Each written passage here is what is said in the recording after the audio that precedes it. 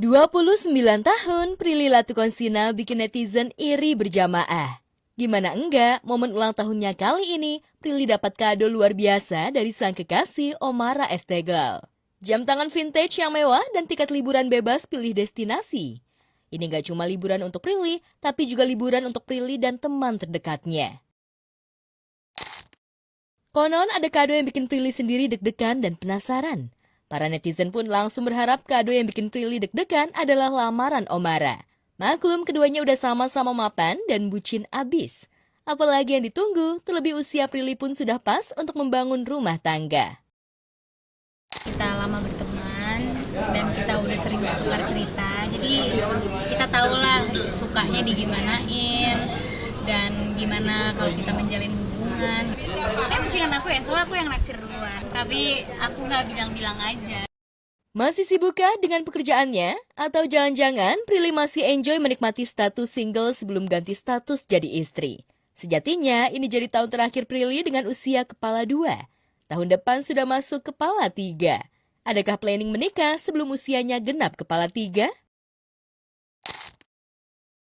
Kadonya yang wow, momen Omara ajak Prilly dinner untuk kasih kadonya itu makin bikin Prilly happy without ending. Sama-sama bekerja di dunia perfilman, cara Omara ungkapan cinta pada kekasihnya juga curi perhatian. Lihat saja lembaran kertas romantis ini jauh dari kesan kartu ulang tahun. Jadi kayak skenario film loh. Mewah dan uniknya cara Omara memperlakukan Prilly di momen ulang tahunnya kali ini mengundang cuitan lucu netizen. Kalau semua kado diborong di tahun yang sama, tahun depan Omara pasti bakal kehabisan ide kasih kado untuk Prilly lagi. Gak cuma itu, apa yang dilakukan aktor muda ini untuk kekasihnya bikin panik kaum Adam. Omara dianggap menaikkan standar pria idaman wanita. Nah loh, tapi namanya juga bucin. Tapi apa makna ulang tahun buat Prilly kali ini? Pemirsa, keluarga artis Raline Shah tengah tertimpa musibah. Sang ayah Rahmat Shah menjadi korban penipuan atau scamming melalui aplikasi WA. Akibatnya ayah Raline mengalami kerugian hingga 254 juta rupiah. Modus para pelaku terbilang licik namun sederhana. Mereka mencuri foto-foto Raline Shah dari media sosial, lalu menggunakannya untuk berpura-pura menjadi sang artis, kemudian meminta uang kepada ayahnya dengan alasan membeli emas antam. Pelaku diduga berhasil menipu Rahmat Shah setelah menyamar menjadi Raline Shah dan meminta uang sebesar 24 juta kepada ayah Raline. Sukses, pelaku kembali menghubungi korban dan meminta uang sebesar 42 dan 88 juta rupiah. Belum puas, pelaku makin berani dan meminta uang lagi keesokan harinya kepada korban sebesar 100 juta.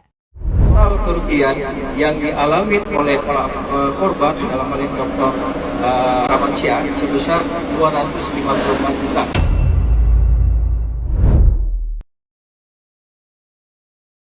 Canggihnya teknologi membuat ayah Raline dengan mudah jadi korban scamming.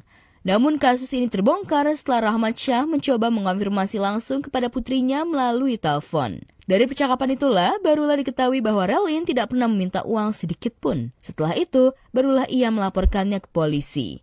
Gercep, polisi berhasil menangkap 4 pelaku aksi penipuan bermodus scamming. 2 diantaranya merupakan 2 narapidana kelas 1 Tanjung Gusta, Medan.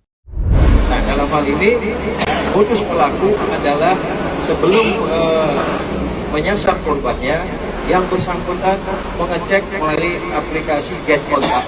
Kemudian diambil profilingnya, gambarnya diambil, seakan-akan ini adalah benar anaknya, dan lakukan komunikasi.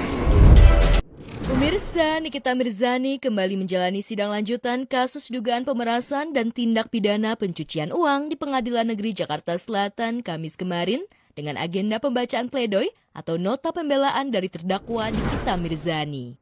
Dalam sidang kemarin, Niki tampil beda mengenakan kerudung putih dan baju bermotif. Penampilan Niki berbeda dari penampilan sebelumnya. OOTD Niki sebagai pesakitan memang di luar nalar, selalu stylish dan fashionable, sama sekali seperti tidak menggambarkan dirinya sebagai terdakwa yang berbulan-bulan mendekam di penjara menanti vonis majelis hakim.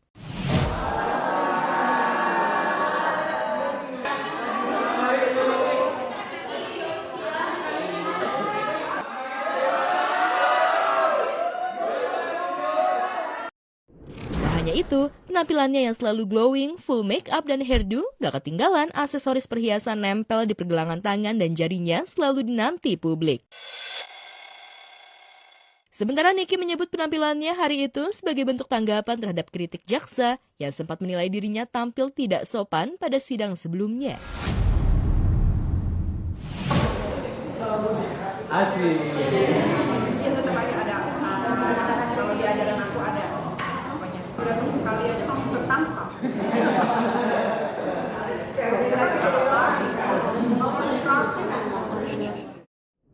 Lantas, benarkah ini cara Niki tetap jadi magnet meski terjerat hukum selain upayanya mencari simpati dan sentuh hati hakim agar pledoinya tidak hanya didengar, tapi juga diterima majelis hakim yang dapat meringankan hukumannya.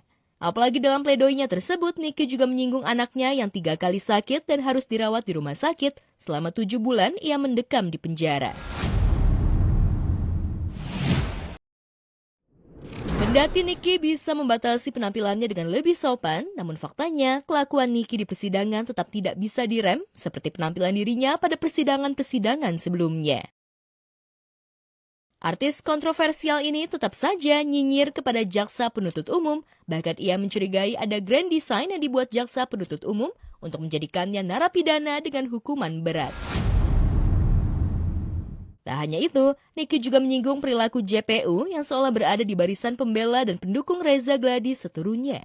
Menurutnya, seharusnya Reza Gladys telah menjadi pihak yang bersalah dan duduk di kursi pesakitan karena mengedarkan skincare ke masyarakat dengan yang overclaim, overpriced, dan belum mendapat rekomendasi dari Badan POM terkait produk yang dipasarkan. Lantas, seperti apa isi pledoi Nikita Mirzani yang ditulisnya sendiri selama 1 minggu tanpa bantuan pengacara, yang isinya menolak semua tuduhan JPU, termasuk tuntutan 11 tahun penjara dan denda 2 miliar. Saya sudah dikriminalisasi. Kejam yang mulia, skenario penjebakan ini sudah direncanakan dengan sempurna oleh Reza Gladys yang mengaku-ngaku menjadi korban. Padahal sesungguhnya dia adalah pelaku kejahatan yang sebenarnya. Selain itu, Niki juga membongkar kasus yang telah ditangani oleh salah satu jaksa penuntut umum yang bernama Dona, di mana Dona telah memberikan tuntutan ringan kepada terdakwa yang diduga telah melakukan jual beli sisik terenggiling, yang mana itu merupakan pelanggaran dan menjadikan kerugian kepada negara. Nikita merasa dirinya telah dizolimi oleh jaksa penuntut umum di mana JPU telah mengatur semuanya bersama dengan Reza Gladys. Itu tuh sebetulnya terenggiling itu tuh on the spot gitu tuh. Jadi udah mau jadi, tiba-tiba ada yang ke hutan bilang mau ketemu kita. Kan aku tuh nggak pernah mau ketemu sama orang yang nggak aku kenal. Tapi kok rasanya hari itu boleh aja gitu masuk itu orang. Akhirnya dia ngobrol, dia bawa buktinya, ternyata ada masalah terenggiling yang biasanya juga sama Dona. Itu kerugian negara, itu yang negara yang dirugikan. Kalau gua kan tidak merugikan negara, tapi dituntutnya 11 tahun. Ini merugikan negara tapi dituntutnya sama Dona itu cuma setahun dan denda 20 juta.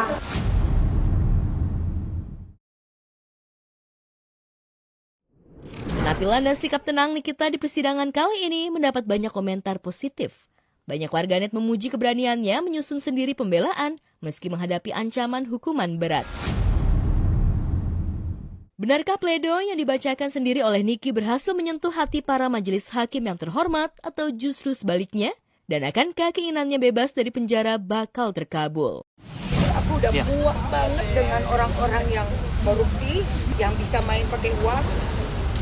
Aku tuh muak banget sama itu masalahnya. Ini bukan hanya tentang mafia skincare ternyata, tapi ada juga mafia hukum. Sementara itu, seolah dendam karena sudah menjadi tersangka, genderang perang benar-benar ditabuh Ayu Khairunurisa, mantan karyawan Ashanti. Setelah membuat laporan atas dugaan perampasan aset dan ilegal akses di Polres Tangerang Selatan dan Polres Jakarta Selatan, Ayu kembali mendatangi Polda Metro Jaya untuk melaporkan Ashanti atas dugaan tindak pencucian uang, pemerasan, dan pencemaran nama baik. Usai mendatangi SPKT Polda Metro Jaya, Ayu dan tim kuasa hukum menjelaskan bahwa laporan yang ia ingin dibuat belum berjalan dengan alasan persyaratan pembuatan laporan dugaan TPPU harus ada bukti audit dari Ditjen Pajak. Untuk itu, Selasa mendatang, pihaknya akan mendatangi Ditjen Pajak untuk membuat pengaduan agar rencana laporan dugaan TPPU dapat berjalan. Sebegitu ngototnya Ayu ingin memenjarakan Ashanti dan siap membuka borok mantan majikannya itu. Ditemui secara eksklusif di sebuah acara, istri anak Hermansyah itu menanggapi santai laporan yang dibuat Ayu di Polda Metro Jaya. Ia bahkan mempersilahkan Ayu untuk melaporkan dirinya sebanyak-banyaknya.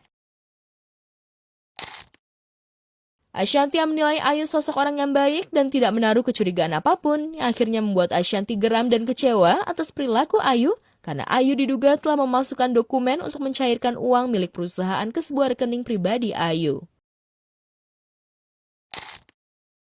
Benarkah Ayu yang resmi berstatus tersangka atas laporan Ashanty terkait dugaan pemalsuan dokumen dan penggelapan ingin menghancurkan Ashanty yang sudah menuduhnya menilap uang nyaris 2 miliar? Ayu yang merasa dituding macam-macam oleh Ashanty terus menghujani mantan majikannya itu dengan sederet laporan ke polisi. Sementara Ashanty yang sudah menang satu langkah menjadikan Ayu sebagai tersangka, lebih santai menghadapi Ayu yang ngotot memenjarakannya.